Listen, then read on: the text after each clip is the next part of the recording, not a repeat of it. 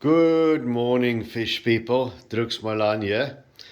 I recently posted a picture of a stank here in my lounge on Facebook, and one of my friends there remarked, "Wow, that's a job and a half. I've just cleaned mine." That's been about just over a week ago. And I just want to show you this tank hasn't had any maintenance in the last 4 weeks. All I've done is clean the outside of a glass. I haven't even cleaned algae in the inside of a glass. I'm going to perform a 40% water change today. It's been 4 weeks since the last one. I've just tested the water. The pH is sitting steady at about 7.5. And the nitrate, the NO3, that's why we do water changes.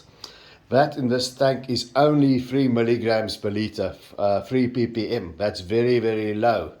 So I don't even know why I am changing the water. Maybe just so that the plants can replenish some minerals in the water or something like that. I'm used to doing weekly water changes. And that's what I've been doing with these tanks. And the secret is something that I've got from Father Fish. Check out his YouTube channel. Is this deep substrate that you can see here on the bottom of a tank. Now a lot of it is covered by the bottom rim. It's an average of about 7.5 centimeters deep, 3 inches. There's a thin layer of about an inch or so soil mixture on the bottom that you can't see. And then the sand, the coarse sand, I don't know where sand begins and gravel ends, but it's not gravel in a conventional sense, and it's not play sand either. It goes over it. Now this tank has been running like this for just over 2 months. The tank itself has been standing in the spot, and most of the fish that you see for over 15 years. So there's some very old fish in this tank. But it's been running like this with a deep substrate for just over 2 months. And initially I changed the water weekly, about 50% weekly for the first 3 weeks, because you had a nitrate spike. I put in fully mature filters. It's already been run in because the tank has been running, as I've said. I just changed the filters over with the established media. So it had an initial nitrate spike where it went up to 80 ppm. And then it just went down and down and down. And now it's sitting, after 4 weeks of not changing water, it's sitting at 3 ppm, which is very low, 3 milligrams per liter. And as you can see, it's quite a heavily stocked tank. I won't say to the max, but it's not low stocked either. I do have some cleanup crew for the algae. There's an Otto sinkless sitting there. And then somewhere here there's 2 Siamese algae eaters swimming around. There you can see him. There's a Siamese algae eater. Filtration wise, there's a Tidal 55. It's filled with the sponge that it comes with, and then it's filled up with Seachem Matrix biomedia. That's basically pumice stone. You ladies that go to the spa will know what that is. And then it's supplemented by an internal power filter. That power head is around about 10 watts. Don't ask me what kind of flow rate it's got. I'm not really too much into that. And we have a bubble up sponge filter. I'm not fond of bubbles really, but that's courtesy of Eskom. We've got a thing called load shedding here, where we sometimes have sessions of 2.5 hours each of power outages during a 24-hour cycle. So this is connected to an AC/DC air pump. So when the power goes out, the power filters stop, but at least I still have some circulation and filtration that goes through that sponge filter. So the filtration at least never stops. But that is it. That's what I found of this tank. So this is a tank looking not the way it looks after maintenance. There's not even been algae clean on the glass. There's a bit of algae there, I don't know if you can see it. But this is 4 weeks without a water change. I'm going to do a water change and clean out the filter media in the aquarium water that I siphon out. But I think that deep substrate thing of Father Fish does work. I'm going to show you my other tank, because you're going to say this has been running for only over 2 months. I'm going to show you a tank now that's been running for just over a year in the same way, and I'll show you that one next. Okay people, here we are at another tank. This one's been running with a substrate like that for just over a year now. You'll see some of the substrate is covered by the bottom rim, but the same thing as the other bigger tank that I've shown you. The other one is holds about 200, just over 260 liters of water. This is around about 120, 130 liters of water.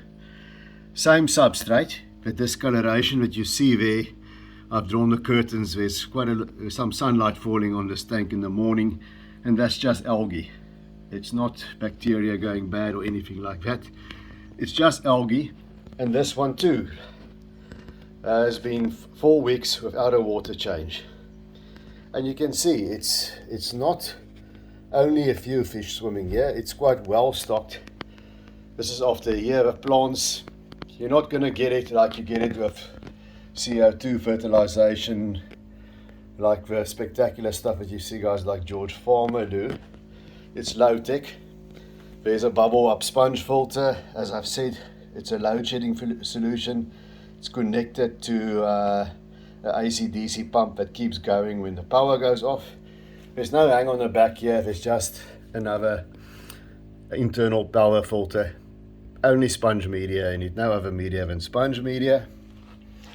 And this has been going 4 weeks without a water change.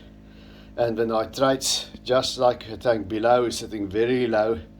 Slightly higher, this one is at 5 ppm, 5 parts per million, and the pH as well holds steady at 7.5. Soil layer underneath the sand. In that soil layer it consists of 2 parts peat, 1 part potting soil, 1 part organic compost, and then a sprinkling of bone meal and a tiny pinch of Epsom salts mixed in. And there's a thin layer of soil underneath the sand. So once again, pH around about 7.5, nitrate only 5 ppm, NO3. That's why we perform water changes. The main reason, also other reasons. So I'm going to do one just to make sure plants get what they need. I use minimal fertilization, some African product, Scape Complete. Not every day. I used it every day as directed, and then my cryptocorynes here in front would start melting. So I only use it once a week now. That seems to be what's working for my tanks. It's hard, there's a bit of a balancing act between all the plants. And yeah, I'm going to do 40-50%, no more than 50% water change now, because keeping fish in a conventional shallower or thinner substrates, that necessitates me to do a partial water change every week.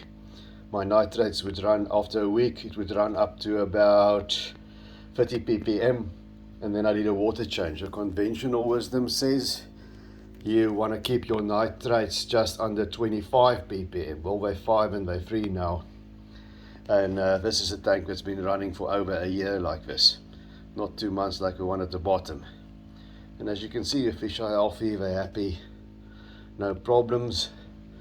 The plants grow in different spurts. Not all the plants do equally well. I usually put in a lot of different plants, and some do better than others. They ebb and flow, and some plants might die back for a while and then they come back. You'll see there's some dieback on the Java fern, and then usually after a while you see little plantlets sprouting and then they make a comeback. The cryptocorynes have been taller than this. They've died down when I fertilized once a day, and now they came back when I cut the fertilization of Escape Complete. Just a basic all-in-one fertilizer. In America you'd probably have something like Aquarium Co-op Easy Green or something like that. Nothing sophisticated, very low tech, and I find once a week is a better fit. Once a day, and some of the plants don't like it. Okay, this is on my desk, and here's another cube tank. This has also been running for almost going on to 2 years, although it ran on aqua soil. And now you can see it's got the same deep substrate. I've only done this 2 days ago. So you'll see there's also a sponge filter on the AC/DC air pump running. And a tiny, the smallest you can find, tiny hang-on back filter with only a sponge in it.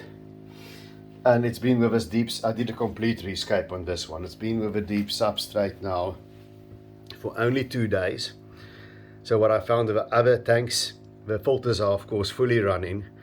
I just changed the substrate, redid the tank, rescaped the tank, change of the water.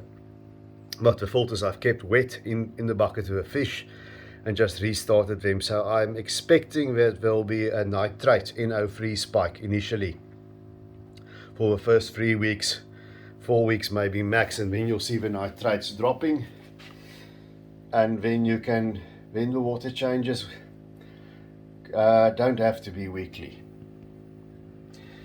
So that's what I found with this deep substrate system. You can see with a small tank is a 30 centimeters cube. That's the disadvantage of that deep substrate, because you take up a lot of space in a tank that's only 30 centimeters high. So I would recommend, if I could do this over, I made this little cube at Christmas, quite as I've said, about 2 years back, when I was bored.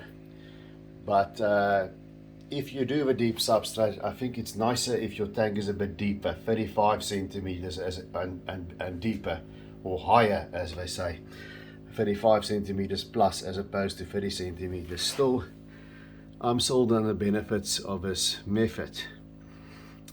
People say you get bad gases forming in the substrate. Initially you get some bubbles going to the top, but as long as your water is circulating, it just dissolves into the atmosphere. So I've run this one for a year like this now, and that sort of says to me it is something that works. You never gravel vacuum, by the way. You don't stick a gravel vac in this thing and disturb the substrate. You leave it as it is. You don't touch it. I only maybe vacuum with a gravel vac hovering above the substrate, just siphoning off maybe some malm or some poop from there's an ancestris in the other tank, a bristlenose pleco. I just siphon that bit off. But I never stick something in the substrate. I don't disturb the substrate. That's important. If you're going to stick a gravel vac in here, you're going to suck up the soil that's formed a layer of mud there at the bottom. You're going to suck that up to the top, and you're going to not be able to see this fish, and you're going to mess up your whole system. So that's important. You change the water, you clean the filters, you clean the glass, but you don't go and gravel vac it. You just siphon some excess malm off the bottom of a tank. Like I think over there you can see there's some of it accumulating there in one of the slow moving dead spots that the filter streams don't get to. It doesn't do any harm. I haven't found that it does. It's just unsightly, so I'll just siphon that off, but I don't disturb the substrate. Okay, that's been my experience with these deep substrate systems. My domestic denizens of the deep, as you can see, seems quite happy. And that's it from me. Happy weekend, guys.